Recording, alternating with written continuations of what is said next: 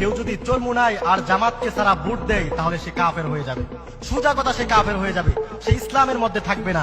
আপনি ভোট দিয়েছিলেন মাত্র একটা, 18 কোটি মানুষ নামাজ পড়লে যা সওয়াব হয়, আপনার প্রতিদিন 18 কোটি মানুষের নামাজের সওয়াব একটা একটা করে পেতে থাকবে।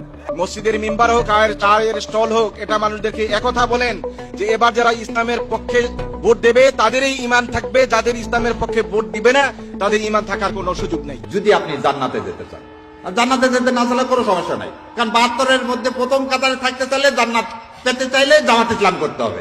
এর হাসরের ময়দানে কোন মার্কা থাকতে দাঁড়াই বলা যায়। আমি 25 জন নবীর দোয়া পড়েছি কোরআনে কারিমে, শুধু আদম নবী বাদ দিয়ে যতগুলো নবীর জীবনী পড়লাম, দোয়া পড়েছি, তারা প্রত্যেকেই রাষ্ট্র ক্ষমতা চেয়েছি। জামাতের সাথে আপনারা সম্পর্ক রেখে নিজেরা জান্নাতের পথ, দুনিয়ায় শান্তি, আখিরাতে মুক্তির পথ আমরা সুগম করে নেই। যুদ্ধে যদি আমরা হেরে যাই, ইসলাম হেরে যাবে। এই যুদ্ধে যদি আমরা হেরে যাই, কোরআন হেরে যাবে।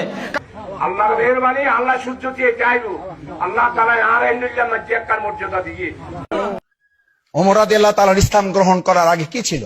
সবচেয়ে জঘন্য মানুষ ছিল, পরশু ছিল, সবচেয়ে জঘন্য মানুষ ছিল, পরশু ছিল।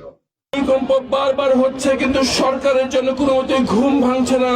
আমরা ওয়াদা করছি, যদি আপনারা দাঁড়িপাল্লার উপর আস্থা রাখেন তাহলে ভূমিকম্পের ব্যাপারে আমরা এমন ব্যবস্থা নেব যেন কোনো জানমালের ক্ষয়ক্ষতি না হয় ইনশাআল্লাহ। নামাজ রোজা হজ যাকাত কালেমা চাইতে আপনি মুসলিম রাষ্ট্রের নেতা নির্বাচন করা সব খরচের বড় খরচ।